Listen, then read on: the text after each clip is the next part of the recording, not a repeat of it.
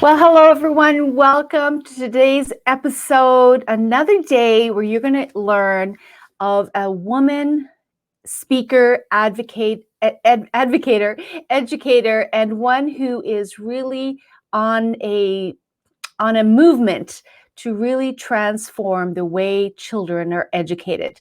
So if you're listening in today, make sure and subscribe to the channel so you can get updates of when we go live every week with new interviews and new information for you to begin to use your voice as a voice of influence and to really affect the communities that you live in, the nations that you live in, but also to really show up and be who you're called to be wherever God has called you to be.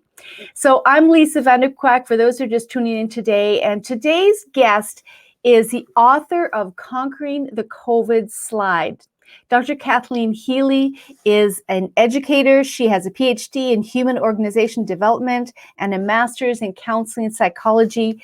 And she has been on a journey. So I'm going to let her share that journey. So welcome, Dr. Kathleen. Let me just pull you, change here. There we go. Hello, Dr. Kathleen. Hi, Lisa. So good to see you. So good to see you. Thank you so much for having me. Absolutely. We have been wanting to do this interview for a while because when I first met you and through different conversations we've had, you were talking to me about your part of your journey, some of the journey that you've been on that really brought you into a greater revelation and realization, or the word you use is illumination, into what are some of the ways that children are being taught that is not helping them. And so before we get into that aspect, I'd love it if you share with the listener a little bit about your journey, what you were doing before the turning point and that happened. You were actively involved. And one of the things that you said to me is that you were working with children and the children were experiencing these transformational differences, but you couldn't explain why and what was happening. You couldn't explain it to the parents. You couldn't prove it. Maybe that would be a better way. So tell the listeners what you were doing and kind of that part of your life before we get into more. Right. So for a number of years, I was working with children that were having difficulties in learning the way that they were supposed to learn in school. They were falling through the cracks. They were, some of them were being sent to the principal's office every day. Some of them were in third grade and couldn't read at all. Some of them were being told things about their brain that did not seem like it could be true. And so what I was doing was working with children one at a time. And there was, there's a story about, pretend that I'm, walking with you down by a river. You and your friend are walking down by a river. It could be me, it could be somebody else. And children are floating by, except they're drowning. They're throwing their arms up. They're like, help me, help me. So without even thinking, you and your friend both jump into the water, right? And now you're pulling kids out. But the more you pull them out, the more there are to pull out. So eventually your friend gets out of the water and you're, where are you going? These kids are drowning. And he says, I'm going to go see who's throwing the kids off the bridge into the water so that they can't swim. Wow. Wow. That's a vivid image. And that describes what you were experiencing with these children? It was, because there were so many and it wasn't making sense. So then I decided to get out of the water and go see what was happening with them. Wow. Wow. And what did you discover? And so what I was finding was that even though children were in school, they were not learning to read according to how their brain worked. And so I was able to take kids and sit with them and help them figure out what it was that was not making sense to them, how to make it make sense so that they wouldn't struggle. And it went from, this child can't read at all. They're being told that their accommodation is that we read the test to them. So a person would actually come and read the test to them because it was believed they could not read at all. Wow. And so I taught that child to read, but then I also had to convince everybody in the family that this was a belief that they didn't need to have, that there was nothing wrong with this child, that it was the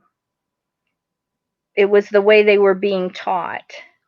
Wow. So you were up against some limiting beliefs that were perpetrated to the education system from the educators to the teacher, to the parents, which of course transferred to the children. And what was the impact on the children? Well, in the beginning, it was really hard because they already had this belief that this child's never going to learn to read. There's something wrong with their brain. There's a very, and you can't fix it. Yeah. They didn't even want them to hire me. They said, you won't be able to fix it. And so I refused to believe that. Wow. So I started working with him. He was in 3rd grade at the time. And I said, I don't care how long it takes. I don't care, what we have to do. I will be here with you every week and we will do this. Wow. Wow. So let me just, as you're talking, I don't know if I've ever shared this with you, but I'm just going to share it now for the listeners as well, because I can totally relate to what you're saying about this mindset. When my son was 5, his father died. So I became a single mom of 3 kids. And my youngest was a boy and he was 5, and he was in kindergarten at the time. So you can imagine, because of the trauma of losing his dad, that whole year was like a write-off for him. Of course, that is a formative year. Right. Formative year in terms of learning to read and all of these things.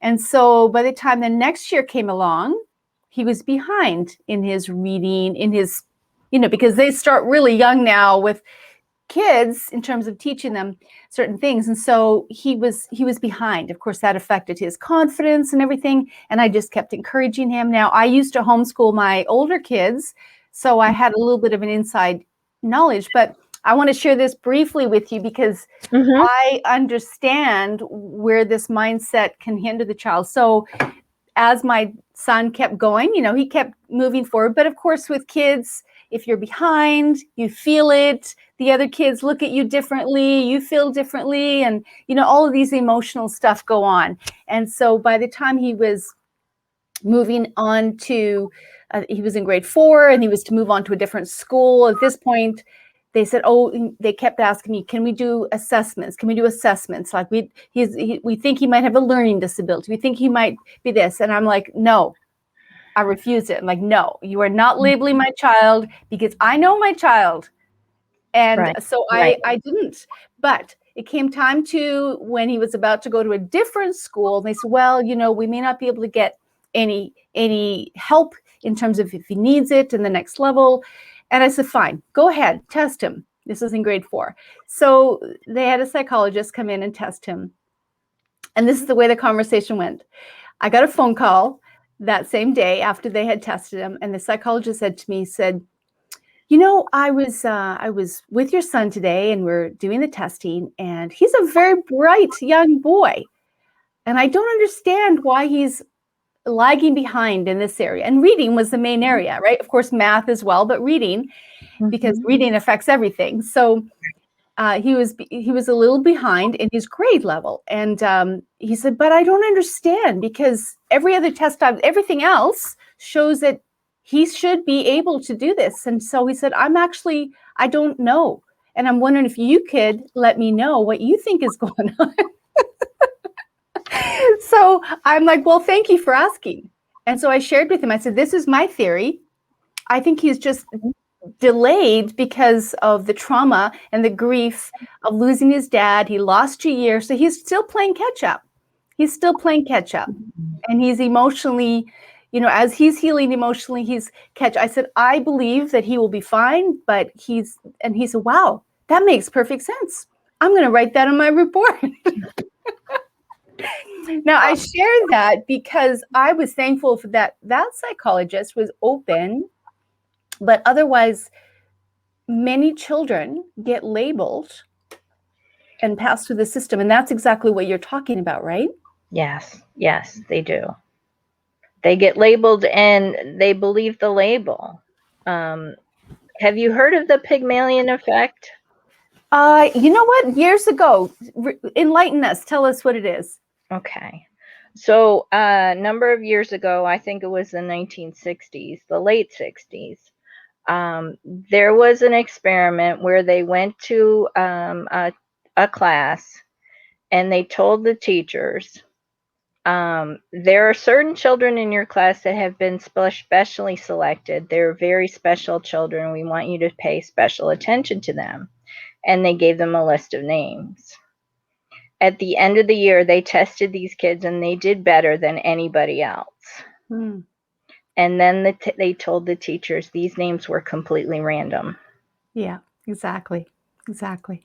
And it was your belief about what they could achieve that changed how you taught them and how they could learn. Yeah. And I'm afraid that we're accepting 40% of the kids in the United States read below basic. Yeah, it's true. And the sad part is they just get pushed through the system without having the ability to kind of get to the next level, and they feel, they're compensated in some way, or like you said, they're being read to. The teachers are compensating for the lack instead of actually helping them overcome that. So let's talk a little bit about, Dr. Kathleen, about what happened to you. There was an event that happened in your life that really, one, turned your world upside down, but two, really brought home this understanding to another level, to an intimate level. Can you talk about that? It was. I was in the middle of just being busy. I was writing a book about why in a city with 15 colleges and universities, 75% of the kids couldn't read. I was working with kids. I was also testifying at the state hearing about how the curriculum was not matching up with what we knew about the brain. And what happened was that I had,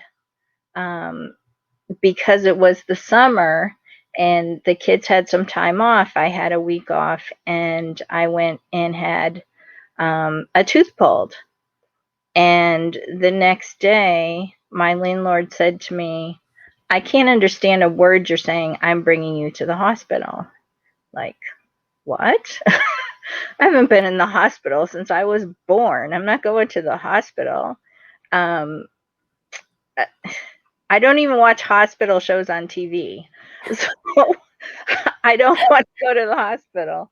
The only way I'm going to the hospital is if you come with me and hold my hand. Well, he did. And they brought me to the hospital and they said, apparently, after being there for 2 weeks, what had turned out was the infection had left my tooth, gone into my bloodstream, gone up to my brain, and knocked out my speech and Wow. my memory and all of my education. Wow. Wow. I don't know if I shared this with you, but I was trained as a speech pathologist, have a master's in speech pathology, and for a season worked with people who had lost their ability to speak through stroke or brain injury of some sort. And it's traumatizing. Well, for me, the worst part was that the words would form right in my head and they would come out of my mouth wrong. So that even though I thought I was being understood, nobody could understand me. Mm-hmm. Yeah. And so then I couldn't communicate. Yeah. Wow. and they don't know I'm understanding them. So now they're starting to talk about me like I'm not in the room because Wow. they think I'm not understanding. I understand for a second and then it's gone because I have no memory. Wow. So I couldn't translate things from short to long-term memory. And then the worst part for me was I noticed I couldn't read. Mm. And because I have a PhD and 2 master's degrees, I read a lot. It's my passion. And when I couldn't read, I just didn't know what to do. And then they discovered that not only had that happened, but the blood infection had gone to my heart Wow. and nested in my heart valve and was trying to eat through it. Oh my. We're Wow. going to have to keep you here for a while. So now we're going to try to kill the infection. So then I was transferred from one hospital to a rehab hospital for 6 weeks to get an IV every day so that I could try to kill the infection. And this is somebody who's never been in a hospital and doesn't watch hospital shows. So This is like throwing you in the deep end. You've never swam before. Like, wow. it was, and it was so frightening because I didn't know if I would ever recover from it. So, Mm-hmm. and what I found was that I never thought about my heart. I thought about my brain a lot, but I never knew that my brain and my mind were two different things and that Mm. they could be disconnected. Interesting. Interesting. And What? so, Sorry. Can you tell a bit more about that? yes, because I had coincidentally studied brain science for 8 years before this happened. Wow. So everything there was to learn about the brain I had read about. And because I was trying to make myself a better educator for these kids that were struggling. And so what I found was that my brain and my mind disconnected. And I ended up having heart surgery. And after the heart surgery, which sometimes messes up your brain even more because there can be a loss of oxygen, Right.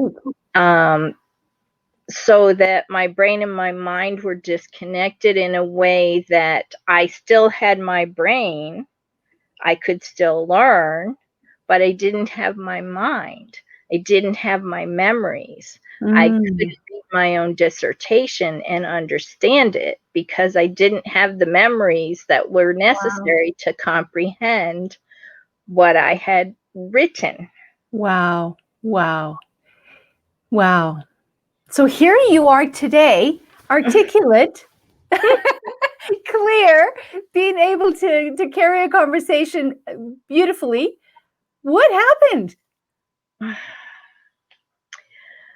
So during that time, I was in the hospital 2 weeks at one hospital, 6 weeks at the next hospital. That was when they discovered that the medicine didn't work and had eaten through 90% of my heart valve. So now I needed to have open heart surgery. That was my Christmas present. In my New Year's, so January 6th, 2017, I had open heart surgery. Then that also, they cut every nerve in you and they grow back one at a time. So I looked at the pain as things are growing back and this is good. And so during all this time, what I'm discovering is that all the books that I had read about the brain, because I didn't have any memory, I started out just trying to watch TV. Like I wouldn't watch anything that was dumb. I watched, things that had intellectual value.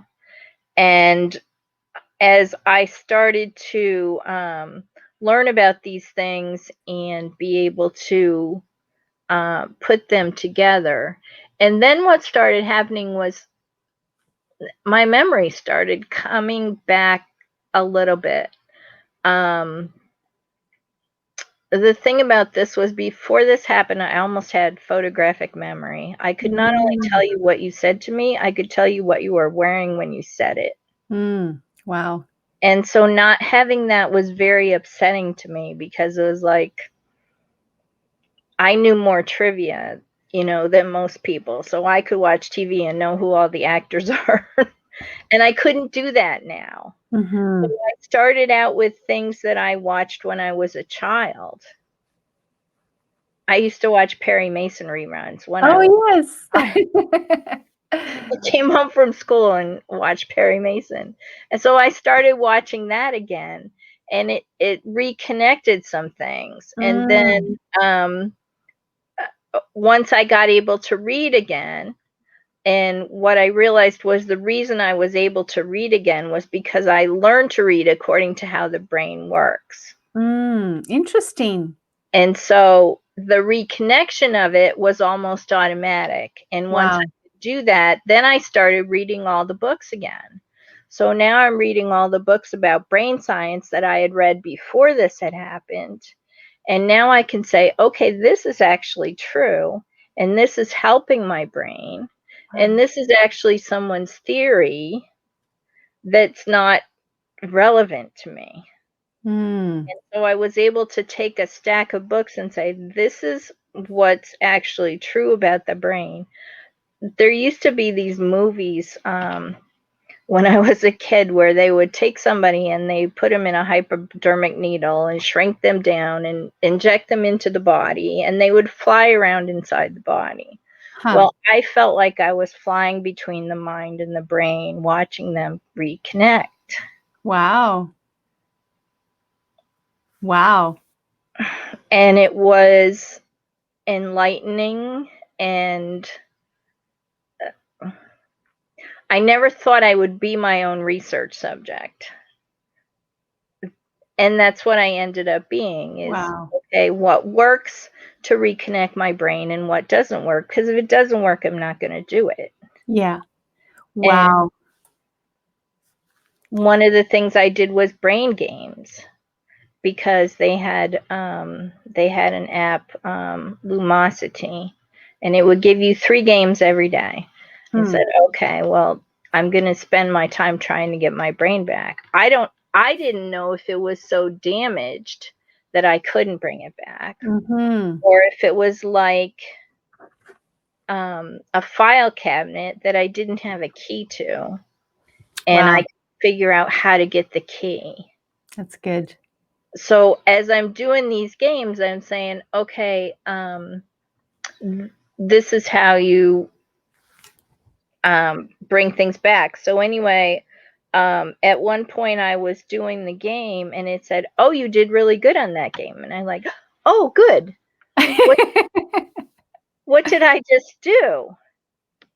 And I couldn't remember what I just did. I had no access and that was when I realized this is a physical thing. Like things are going from short-term into long-term memory, and it's not making that leap. But what happened was I could remember the game that I had done before that, and the one I had done before that. It was just the one I had just done. That was the one I didn't have access to. Oh, so you're short term. So what that was telling me is that this is almost like a physical thing where a minute ago, I was doing the other game. Now I did this one. This is the one that I don't have access to. And maybe if I wait long enough, it will move into that part of my memory where I have access to it. Interesting. So this is all something you did on your own. It's not like the doctor said, okay, this is what you need to do to get back to health. No, they really refused to discuss it with me. Wow. Well, I am so glad that that you took the initiative, because not only for your sake, but now because of the mission that God has you on is so important. Now, one of the things that you talked about was the difference between this belief system and the brain. How did you put that? Let me just see if you put it here, like between the belief system and the brain function. I think that's how you said it in terms of the difference. And so you let's talk a little bit about COVID, because you wrote a book called Conquering the COVID Slide. Right. Tell our listeners what motivated you to write that book, and what is the outcome, or what you want them to take away from that book. Okay. So what happened was, during COVID, what I noticed was that the children were having to stay home. And I mean, in Massachusetts, we didn't open schools for a year. So parents got very up close and personal with what it was their children were learning and how they were learning it. Yeah. And one of the things they started saying is that there's going to be a COVID slide.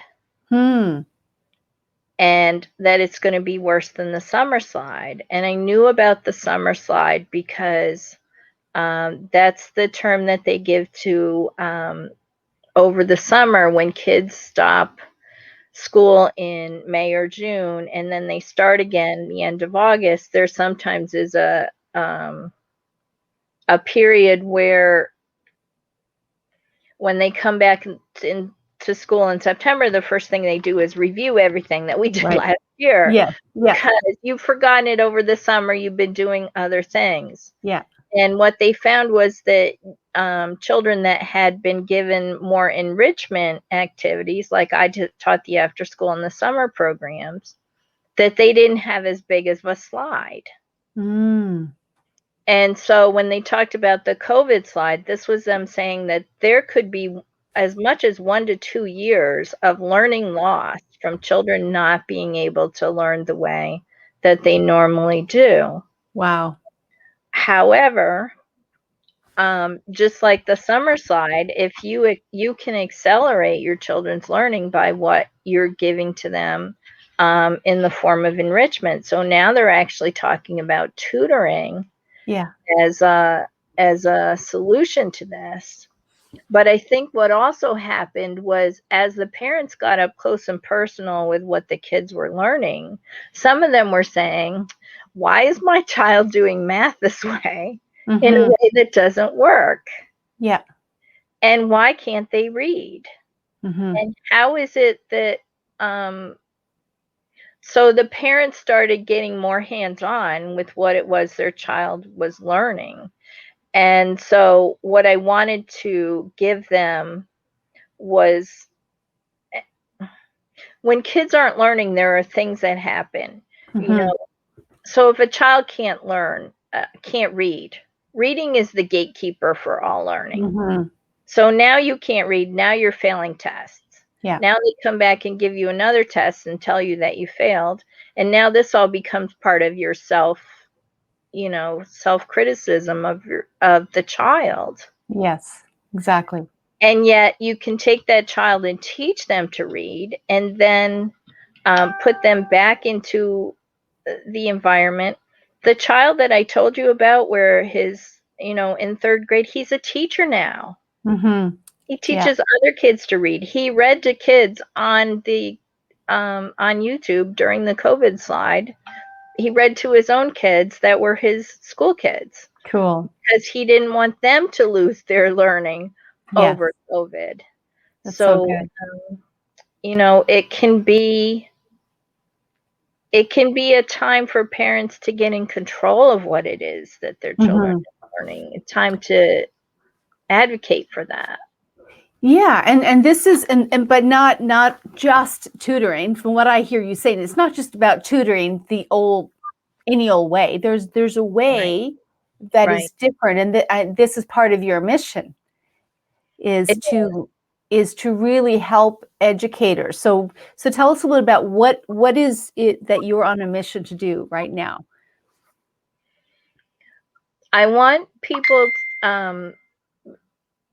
one of the things that happened was when I was in this state where I had no memory, was that people would bring things to me and say, you need to sign this. I'd be like, I can't sign that right now because my brain isn't working that way. Mm-hmm. And what I realized was that there's so many kids that are being taught in a way that their brain doesn't work. And they try to tell us, I can't do it this way. I can't do this math. They put their head down. They pull their eyelashes out. Kids are really traumatized by some of these things. Yes. And it comes in a way that it's destructive to the child. It becomes part of learned helplessness. Do you know what Yes. that is? Yes. Yes, I do. Do you Yeah. know the story of how they discovered learned helplessness? No. Okay. So Martin Seligman was, I think, University of Pennsylvania, and Yes. they were doing experiments with dogs. Mm-hmm. And so what they did was they had just a little electric shock that would go through the cage of the dog, but there was another side of the cage that they could jump to. So what would happen is they would shock one side of the cage and the dog would jump to the other side. So then they said, well, what will happen if we shock both sides of the cage? And the dogs didn't know what to do.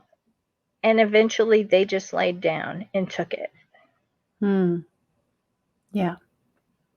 Wow. And it takes, That tells you a lot about a lot going on in the world today. well, it takes you deciding that, either way, it doesn't matter what I do. Right. So Right. just don't do anything. Yeah. And so many kids are in that where they don't feel like they can affect anything anymore. So they just stop trying. Mm-hmm.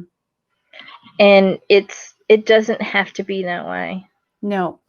And this is my coaching certification is in the area of positive psychology, so I'm quite familiar with a lot of what you're talking about right now, and Okay.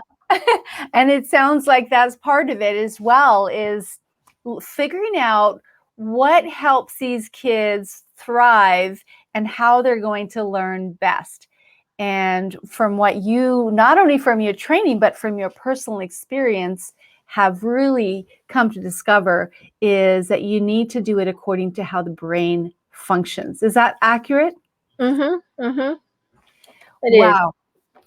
So in the few minutes that we have left here, what are some last minute things that you want to share with our listeners? Anything else that we haven't covered that you want them to know? I know you talked about the whole aspect of how the brain actually learns, and you had some word pictures you wanted to share with us. Well, so even when you start out to do anything new, like you're in Canada, I'm from Mm-hmm. upstate New York. It's not unusual for us to get 3 feet of snow in one shot, right? Exactly. So you walk out your front door and there's 3 feet of snow and you left the shovel in the garage and it's not attached to the house, right? So now you have to get your boots on and walk through 3 feet of snow to get the shovel. So the first time you go out, you sink in snow up to past your knees, and it's really hard to walk, right? Yeah. So you're taking these huge steps. Now you're coming back to the porch, but you're walking in the steps you already made. Mm. And now you have a shovel, so you're able to take off the first 1 foot of snow.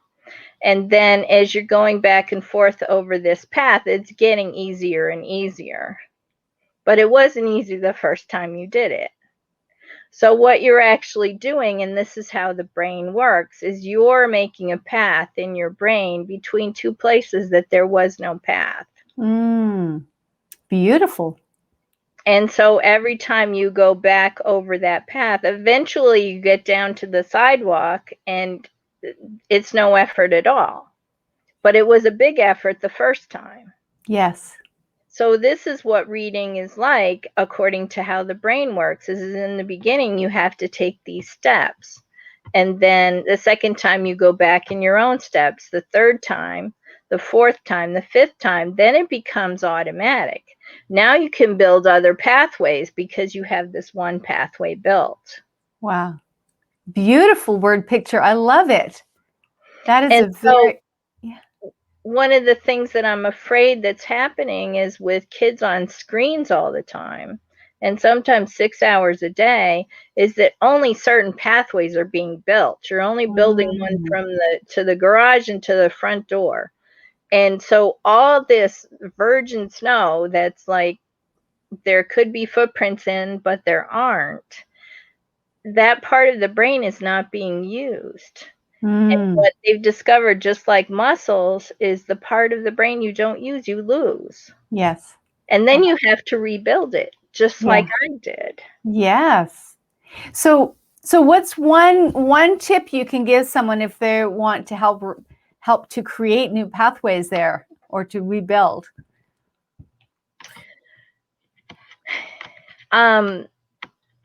Physical exercise is actually an important part of it, because the more oxygen you have to your brain, the better off you are. So that's why it doesn't make any sense that they keep taking recess away from kids, because kids need to run around.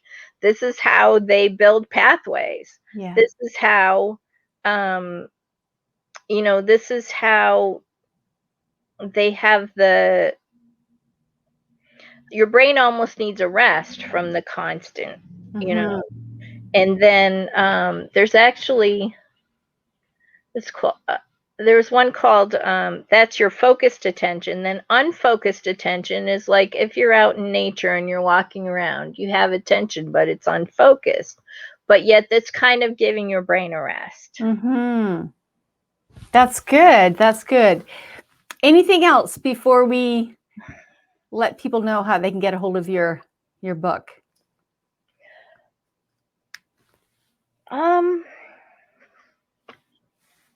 Well, I just think that I would love to help people that are having, this struggle, whether their child is struggling with reading or math or, whatever it is. And then there's also a part where, as parents and as teachers, we need to start standing up and saying, we need to do this according to how the brain works, Mm-hmm. and not frustrate our kids. Mm-hmm. The frustration can lead to anger on their part. Mm-hmm.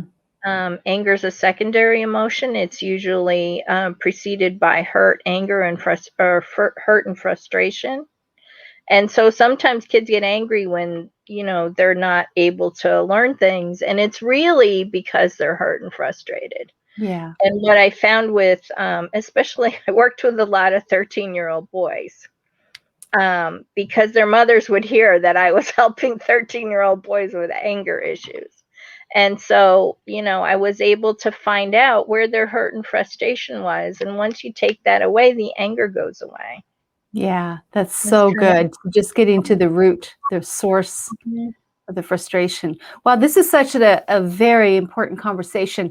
And I can imagine that, particularly in this time, as parents want to now help alleviate any slide that might, what the authorities might say takes 2 years, that homeschooling would be a very, very important aspect of helping children in this time regain maybe what they've lost during the COVID season. And just in general, if kids have had issues with reading and have been either labeled a certain way, is now to begin to say, okay, now as a parent or as a homeschooler, or if you're looking for a tutor, you want to make sure that they're going to help that child not just read the traditional way or the way that has been taught in most schools or institutions, but according to how the brain functions.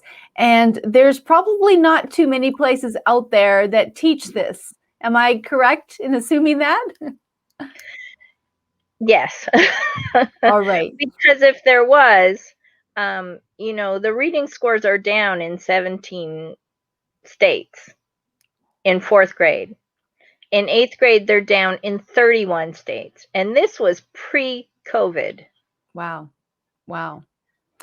So if someone was interested in knowing more about this, whether it be a parent, a teacher, educator, homeschooler, whatever it might be, how can they get a hold of you? They can go to my website. Okay. It's www.drkathleenhealy.com. And there it is right below. And I would be happy to consult with them on any kind of training that they want to do, any kind of, helping children is my passion. And it's so important that we start to look at how it is they're learning. We've had this eye-opening experience of COVID. I had an eye-opening experience before that. Mm-hmm. And so, we really can pay attention to how our children are learning. And if they're not learning in a way that makes sense to us, then let's do something about it. Let's help that child. Don't let them, be frustrated and, going down, becoming the dog that's shocked on both sides. Mm-hmm. And I just want to say, if you're listening today and you are an educator or you have some influence over associations or conferences or places that need speakers to speak on this subject, I want to urge you strongly to contact Dr. Kathleen, because she is not only an educated expert in this, but an experiential expert that has overcome these challenges based on the process and what she is wanting your children to know how to learn, but also how to help educators. So contact her. She's available for speaking. She's available for consulting. She is the person to go to. I just think this is such an important topic. And if you haven't already, go to her website, pick up a copy of her ebook, Conquering the COVID Slide, pass it along to parents and educators. Don't pass along her website so they can get it as well. This is an important resource to understand why it does not have to have to take 2-3 years to overcome the setbacks that seemingly your kids have. They can overcome this very, very easily using the shifting the mind so that you can look at it from a brain function rather than a belief system. And we didn't get into that, but I just want to thank you so much, Dr. Kathleen, for what you're doing and your mission, but also your passion to really help change the way children are educated. And thank you for the work you've already done. And I'm so glad you're here. And I'm so glad that you've overcome the challenges in your life in this area, and that now you become a treasure to help others overcome their challenges. So bless you. Thank you so much. Thank you, everyone, for tuning in today. And look forward to connecting with you next time. Make sure to subscribe to the channel. And again, as always, pass it along to people who you know need to hear about this conversation, especially about what Dr. Kathleen talked about today, so that you can be a part of transforming the future for your children and our children, and just really helping them become fully functioning men and women of society that become who all that God has called them to be. So thank you, everyone. Have a wonderful day. Bye, Dr. Kathleen. Lisa.